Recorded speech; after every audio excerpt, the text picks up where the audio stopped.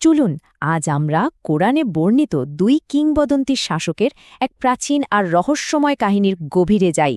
একদিকে ছিলেন নবী সুলাইমান, যার ক্ষমতা ছিল মানুষের কল্পনারও বাইরে, আর অন্যদিকে ছিলেন শেবার রানী, যার জ্ঞান আর সম্পদ ছিল অতুলনীয়।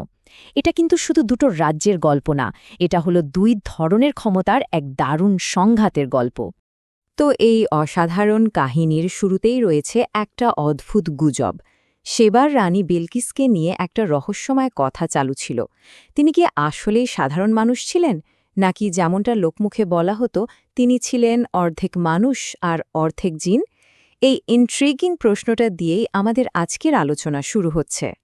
চলুন এবার কাহিনীর প্রথম পর্বে যাওয়া যাক, যার শুরুটা হচ্ছে নবী সুলাইমানের সেই বিস্ময়কর রাজ্যে। এটা কিন্তু কোনো সাধারণ রাজ্য ছিল না, বরং এমন এক রাজত্ব যা মানুষের কল্পনাকেও হার মানিয়ে দিত, যেখানে প্রকৃতি আর অতি প্রাকৃত শক্তি একসঙ্গে কাজ করত। একবার ভাবুন তো, তার সেনাবাহিনীতে শুধু মানুষই ছিল না, ছিল অদৃশ্য জিন, বনের পশু পাখি, এমনকি বাতাস পর্যন্ত তার আদেশে চলত। মানে এটা ছিল এমন এক ঐশ্বরিক ক্ষমতার নিদর্শন, যার মোকাবেলা করার মতো শক্তি সেই সময় পৃথিবীতে আর কারও ছিল না।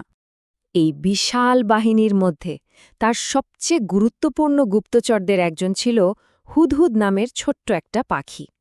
তো একদিন কি হলো, সে কোনো অনুমতি না নিয়েই উড়ে গেল অনেক দূরে। আর যখন সে ফিরে এলো, তার কাছে এমন একটা খবর ছিল যার সবকিছু চিরদিনের জন্য বদলে দিতে চলেছিল। হুদহুদ এসে নবী সুলাইমানকে বলল, আমি এমন এক জাতির খোঁজ পেয়েছি যেখানে একজন নারী শাসন করেন, তার সবকিছু আছে, বিশাল এক সিংহাসনও আছে, কিন্তু একটা বিরাট সমস্যা আছে। তিনি আর তার প্রজারা এক আল্লাহকে ছেড়ে সূর্যের পূজা করে। এই একটা কথাতেই কিন্তু কাহিনীর মূল দ্বন্দ্বটা পরিষ্কার হয়ে গেল। সত্য বিশ্বাস বনাম জাগতিক ক্ষমতা। তো এবার কাহিনী মোড় নিল রানী বিলকিসের দিকে, যিনি হঠাৎ করেই এক অজানা হুমকির মুখে পড়লেন। কিন্তু তিনি তো কোনো সাধারণ শাসক ছিলেন না, তিনি ছিলেন অসম্ভব বিচক্ষণ আর দূরদর্শী একজন কৌশলবিদ, যিনি যুদ্ধের পথে না গিয়ে জ্ঞানের পথ বেছে নিলেন। দেখা যাক তিনি কিভাবে এই পরিস্থিতি সামলান। নবী সুলেমান কি করলেন? তিনি সেই হুদহুদ পাখিটার মাধ্যমে একটা চিঠি পাঠালেন। চিঠির বার্তাটা ছিল খুবই সহজ কিন্তু ভীষণ শক্তিশালী। আমার সামনে অহংকার দেখাবে না, বরং আত্মসমর্পণ করে আমার কাছে এসো। এই একটা চিঠি রানীকে ফেলে দিল এক কঠিন রাজনৈতিক আর ব্যক্তিগত সিদ্ধান্তের মুখে। আর এখানেই তার অসাধারণ নেতৃত্বের পরিচয়টা পাওয়া যায়। তার উপদেষ্টারা তো সরাসরি যুদ্ধের পরামর্শ দিল, কিন্তু রানী, তিনি সঙ্গে সঙ্গে তা বাতিল করে দিলেন। তিনি খুব ভালো করেই জানতেন যে যুদ্ধ মানেই ধ্বংস। তাই তিনি ঠিক করলেন আগে সুলেইমানের আসল উদ্দেশ্য আর শক্তিটা মেপে দেখতে হবে। আর সেজন্য তিনি দামি দামি উপহারসহ দূত পাঠালেন। দেখুন, এটা ছিল শক্তির আস্ফালনের বদলে কূটনীতি আর প্রজ্ঞার এক দারুণ উদাহরণ। কিন্তু রানীর দূতরা যখন সেই সব উপহার নিয়ে গেল, তখন কি হলো? নবী সুলাইমান সেগুলো ছুঁয়েও দেখলেন না। তিনি পরিষ্কার বলে দিলেন, তোমরা কি আমাকে এই পার্থিব সম্পদ দিয়ে কাবু করতে চাও? আল্লাহ আমাকে যা দিয়েছেন তা এসবের চেয়ে অনেক অনেক গুণ ভালো। এরপর তিনি একটা কঠিন হুঁশিয়ারি দিলেন, যদি আত্মসমর্পণ না করো তবে এমন এক সেনাবাহিনী নিয়ে আসব যার মোকাবেলা করা তোমাদের পক্ষে অসম্ভব। উপহার ফিরিয়ে দেওয়ার পর নবী সুলাইমান ঠিক করলেন যে এবার তিনি শুধু জাগতিক শক্তি নয়, তার ঐশ্বরিক ক্ষমতার একটা ঝলক দেখাবেন। এখন আমরা এমন একটা ঘটনা দেখব যা আসলে যুক্তি আর প্রকৃতির সব নিয়মকে ভেঙে চুরমার করে দেবে। রানী বিলকিস যখন বুঝতে পারলেন যে এই শক্তি সাধারণ কোনো শক্তি নয়, আর তিনি সুলাইমানের রাজ্যের দিকে রওনা হলেন, ঠিক তখনই সুলাইমান তার নিজের দরবারে এক অবিশ্বাস্য, এক কথায় অসম্ভব একটা চ্যালেঞ্জ ছুড়ে দিলেন। তিনি তার সভার সদস্যদের জিজ্ঞেস করলেন, রানী বিলকিস আর তার লোকজন আমার কাছে আত্মসমর্পণ করতে আসার আগেই তোমাদের মধ্যে এমন কে আছে যে তার রাজ্যের সেই বিশাল সিংহাসনটা এখানে নিয়ে আসতে পারবে? শুরু হল সময়ের বিরুদ্ধে এক প্রতিযোগিতা।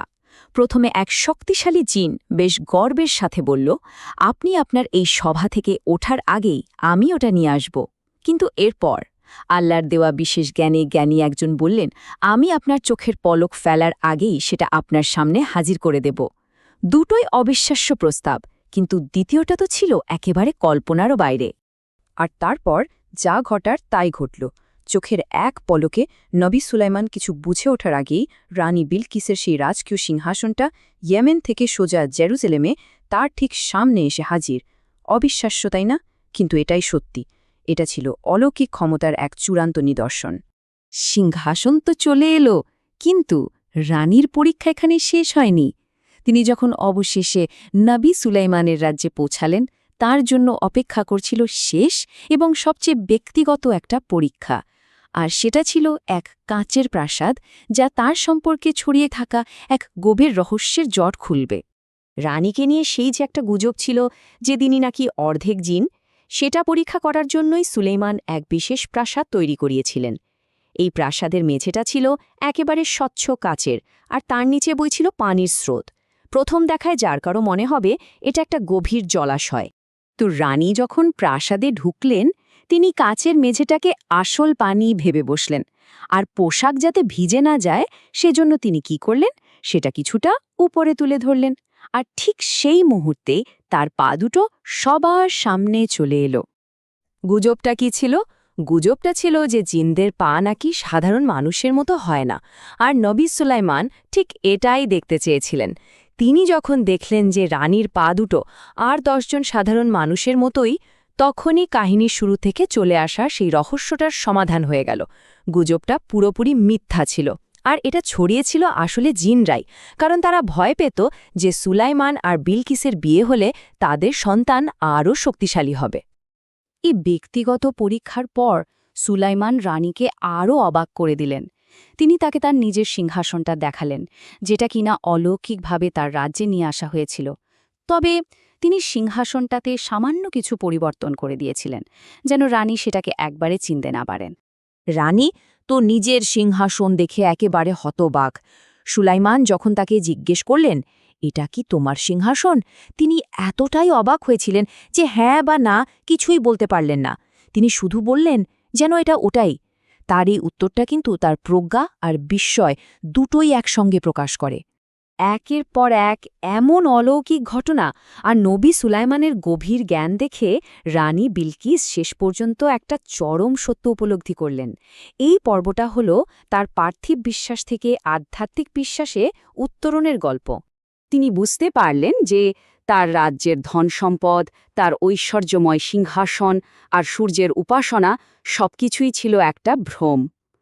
নবী সুলাইমানের জ্ঞান আর অলৌকিক ক্ষমতা তাকে চোখে আঙুল দিয়ে দেখিয়ে দিল যে আসল শক্তি আর সম্মান কেবল এক আল্লাহর ইবাদতের মধ্যেই আছে। এরপর আর কোনো দ্বিধা রইল না।